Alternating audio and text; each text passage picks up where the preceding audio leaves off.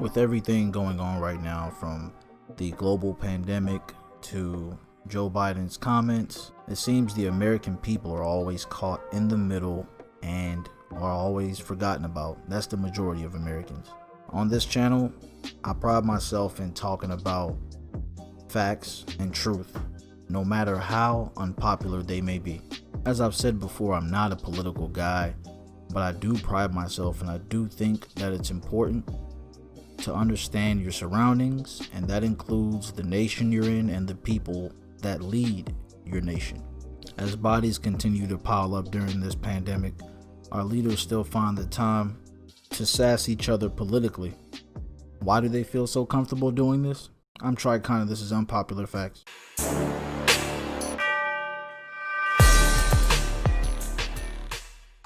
Before we get started, go ahead and hit the like and subscribe button, as well as the notification bell. Helps out more than you may know, and it only takes 2 seconds.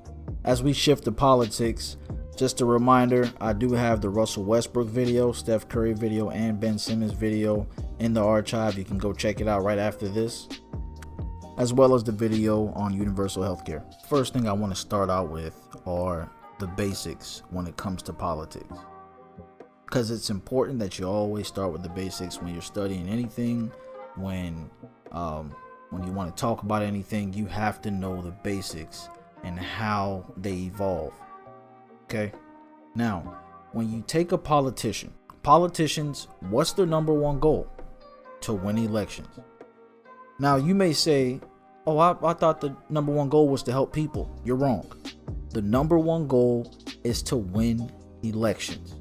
They want to be elected, get in office, and then do whatever. Okay? But their primary goal is to win the election, not to help people. Most of them, the vast majority of them. How do you win elections? I want to say this. So I live, like most of you know, I live in Alabama, and there were two guys running for Congress, both Republicans. One of the guys I saw, I think his name was Jeff Coleman. All right. And this guy was everywhere. I saw him on commercials. I saw him on the back of buses. I saw him in people's yards. I saw him at work. I saw him on t-shirts. I saw him everywhere. The other guy, I didn't even know who the hell he was. Jeff Coleman's a millionaire. Okay. Millionaire friends, millionaire donors. So I saw more of Jeff Coleman. So you take the majority of people who are working people and don't really have the time to, do the research on Jeff Coleman or the other guy. Like I said, I don't even know who the hell the other guy is. But I saw Jeff Coleman everywhere. In commercials with the military, in commercials with farmers. I mean, he took pictures in suits, pictures in overalls, pictures in construction uniforms. I mean, this guy was everywhere. And of course, he won in a landslide. Those commercials, those meetings, they all cost money. Politicians need money to win elections. Now, second point, those are the basics. Politicians need money to win elections. Their number one goal is to win elections. Now, let's move up a notch. From the basics to the second phase. The second phase is, where does that money come from? Jeff Coleman, he's made of money. Mike Bloomberg made of money. Mike Bloomberg, you remember him? Seeing him on every YouTube commercial? He bought his way. He spent $1 billion on his campaign. He can fund his own campaign. All right, but for most other politicians, they have to get their money from somewhere. Who has the money? Corporations. Now, corporations, they're not just going to give you money. They're for profit, and they're for profit in every way. So let's put two and two together. If oil companies, gas companies, for-profit health insurance companies, if they want to keep things the way they are, like I've said it before, for-profit health insurance should not exist. It shouldn't. It doesn't exist in 36 of the 37 developed countries. We're the only developed country that it exists in, where health insurance is even a thing. Okay, so of course, if I'm a for-profit health insurer, I'm going to put money in the pockets of politicians to keep the status quo. You get what I'm saying? They're going to pour I'm going to pour millions of dollars. I'm the unnecessary middleman, and I don't want to go away. If I don't want to go away, I'm going to find a way not to go away. The best way for them not to go away is to corrupt politicians. And how you corrupt them is help them win elections. Because when they win elections, there's no way they can't turn around and do what's best for the people when you've already paid them. So it's important to understand that these politicians, even if they come in with good intentions, with the best intentions, all right, they still got to win elections. And to win elections, you need money. I'm not talking about just small dollar donations. You need big money. The Obama campaign was about 70 million. He had to raise 70 million to win. He's not getting no 7 million from the average American. Corporations. And that's on both sides. For-profit health insurers, they fund both Republicans and Democrats. So, same thing with oil companies.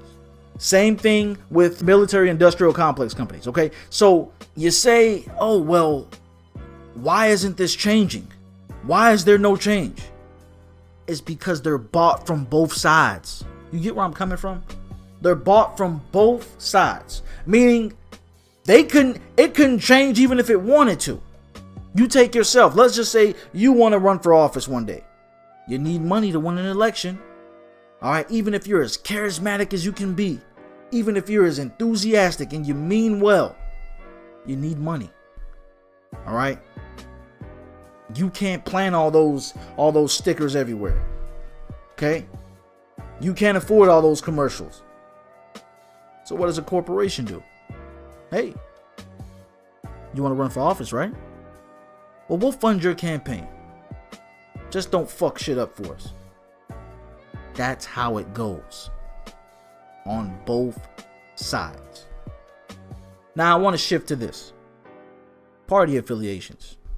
Democrats, Republicans. First, I want to talk about two ladies here. Two African American ladies here. Okay. The one on the left, Stacey Abrams. The one on the right, Candace Owens. Both of them equally full of shit. Both of them. Now, I tip the scales more in Candace Owens' favor as being more full of shit. But the way Stacey Abrams has been pathetically campaigning to be the next VP and doing all but begging Joe Biden, I mean, she's right up there with her. Now, you know Stacey Abrams is a Democrat, and of course, Candace Owens is a lost and delusional conservative. I want you to take the time and just go watch Candace Owens, her interview with Joe Rogan. Go watch the segment of where Candace Owens talks about global warming. You will see what kind of idiot she is. Now, that's one thing I have to give the left. Global warming, 97% of scientists say, look, this is a real thing. People that study science, people that study the environment, they're telling you this is a real thing. So how in the hell can she say, oh, I just don't believe it, without any evidence or anything? Now let's move to Stacey Abrams. And there's more about Candace Owens. There's a lot more, but I don't want to get into all that. She's an idiot. That's all you need to know. Stacey Abrams is equally an idiot. Partisan hacks. That's the word. Partisan hacks. They're going to fight for their party at all costs and agree with everything that their party talks about. They're hacks. That's what a hack is. Partisan hacks. On to Stacey Abrams. Stacey Abrams is supposed to be a Democrat. The Democrats are supposed to be for the people. Not only with her being a black female, of course, she's supposed to, you know, identity politics. We all know how that works. They place a black woman in front of you and say, oh, don't you like women? Huh? You know, Barack Obama, a black guy, huh? Okay, vote for him, yeah. Stacey Abrams voted, and this vote successfully passed, to destroy the Hope Scholarship in Georgia. If you don't know the Hope Scholarship, basically if you have a B average of 3.0, you get to go to school for free. Completely free. And so many, even my brother went to school for free off this scholarship. So many students, so many people relied on that, studied hard for that. She voted along with Republicans to demolish that. Now, when you do some digging, well, who would want to get rid of such a thing? Probably the same people that don't want to pay student athletes. Not just the NCAA, but the college institutions. So they're heavily funded. They create, I mean, for crying out loud, the national championships is in Atlanta every year. So, I mean, so they're making money. Why would they want it to go away? Obviously, to make more money. So many were left behind off that. So many had to quit school behind that, behind her decision. This is a black woman.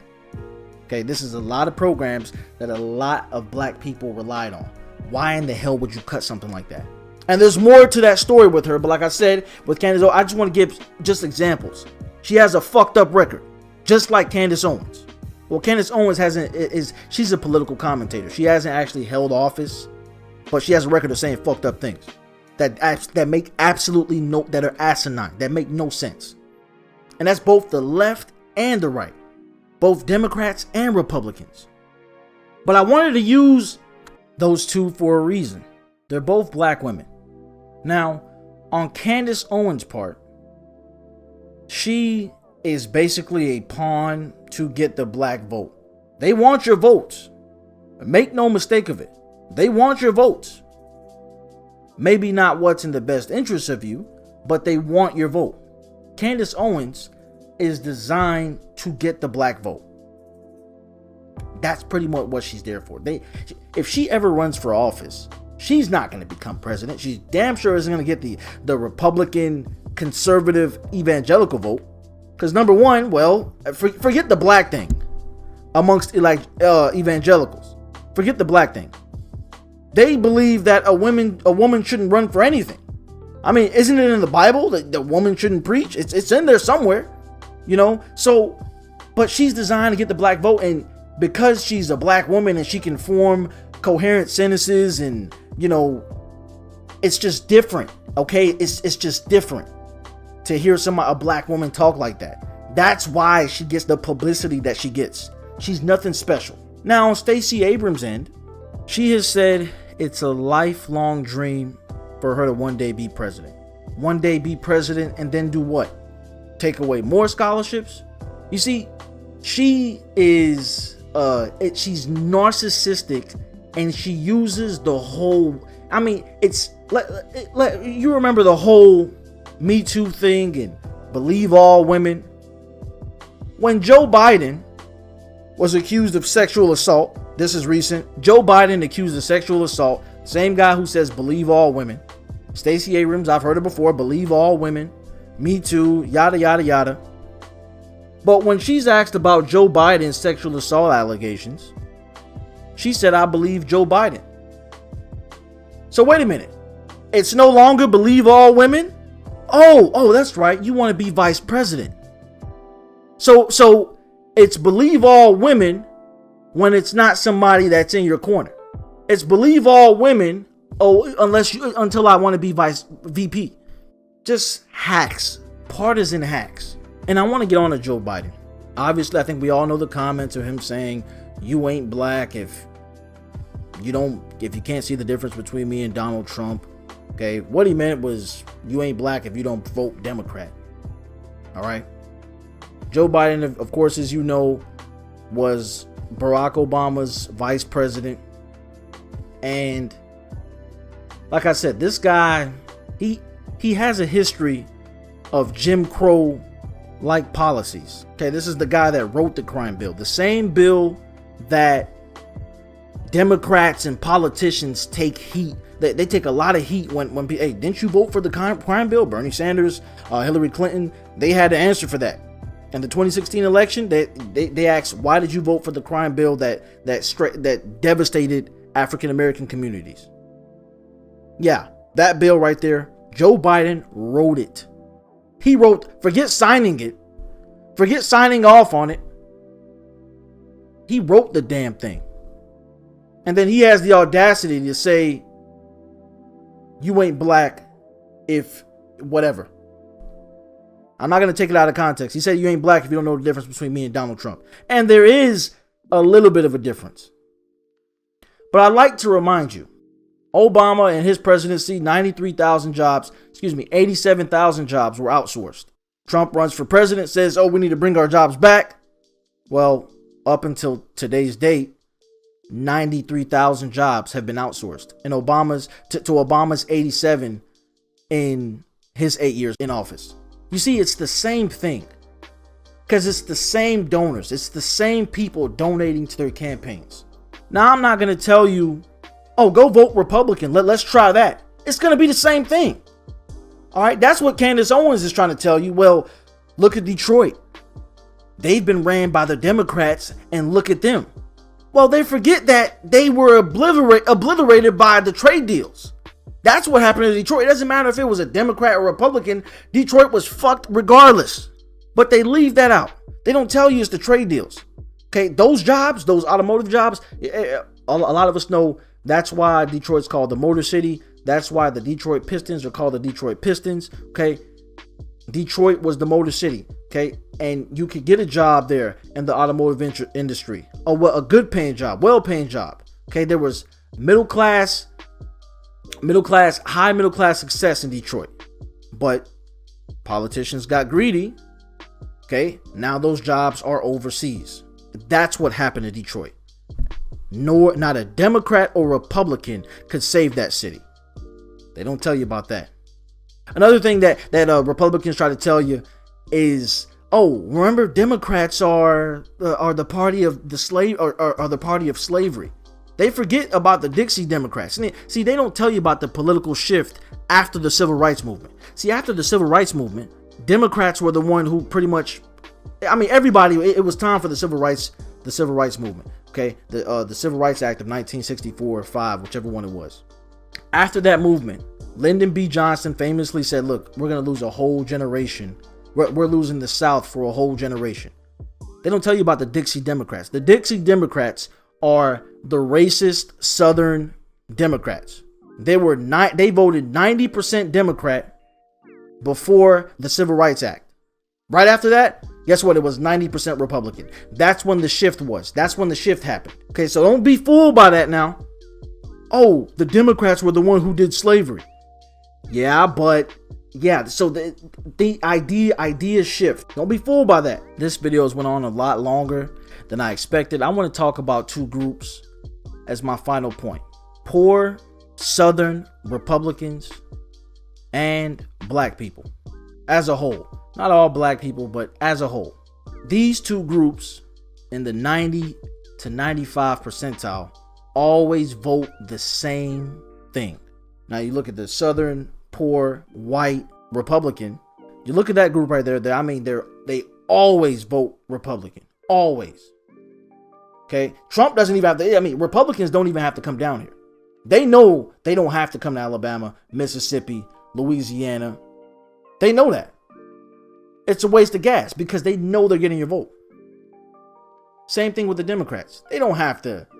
That's why Joe Biden felt so comfortable saying what he said. Because he knows he's going to get that vote. Why the hell does he have to campaign to get your vote? Now, maybe secure your vote, make sure you're not going anywhere. But there's no reason to do anything. But I want to get you to think about something here. The myth that, oh, you should try something else. Because it doesn't matter if the poor, white, Southern Republican, if they decide to vote Democrat, it's going to be the same thing. If black people say, okay, we're voting Republican, it may scare the Democrats a little bit, but they know you'll be back. Because you're going to go to the Republican Party, you're not going to get shit. You're going to come back, and you're not going to get shit again. You're going to go back and forth. That's how it works. And as the American people, the last two presidents that we've had have been something we've never had before. Of course, in Barack Obama, you got, a black guy, obviously. Okay? And Donald Trump, you got a reality show TV star. 5 kids, 3 different women. Wife that's a quarter century younger than you. Okay, it's something that we've never, I mean, no political history, something we've never seen before. We've had in the last 2 presidents. You know what that tells me? Is that people are dying for something different. We all want something different. We elected Obama and we elected Trump. 2 things we've never seen before. We didn't elect Hillary because, I mean, she would have been worse than Obama. Hillary would have been a disaster. All right, I know, you know, some people may feel otherwise. Maybe they feel Trump would have been better. I don't believe she would have fired the pandemic response team in 2018 like Trump did, but Hillary would have been a disaster. I feel like I've been negative the whole video. I'm not gonna say negative, just truthful with you.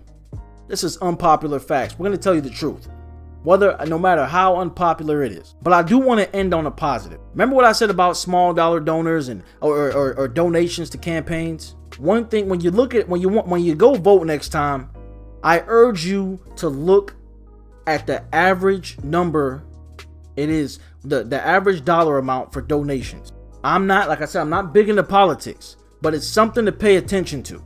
If you got a guy whose average donation is 5,000 or 3,000, you're not, the average person obviously isn't giving them 5,000 a donation when the average American, 78% of us live paycheck to paycheck. Now, part of that is bad decision making, but part of that is the current infrastructure that we're in. That's besides the point, though. You gotta look at where that money is coming from. Okay, so if your thing is healthcare and you want to see healthcare reform, don't go vote for somebody that takes money from for-profit health insurers. Evaluate your candidates on a case-by-case basis, not a partisan or party basis, whether you vote on the right or the left. Thank you for making it to the end of this video. Like I said, I'm not a political guy at all, but I think it's important to know your surroundings, to know what's going on, the political climate of your surroundings. But it's back to NBA videos, back to sports after this. If you haven't already, go ahead and check out the Ben Simmons and Stephen Curry video, as well as the Russell Westbrook video. That was quite a banger, if I do say so myself. Go ahead and hit the like and subscribe button, as well as the notification bell if you haven't already. Tricon Unpopular Facts. Till next time.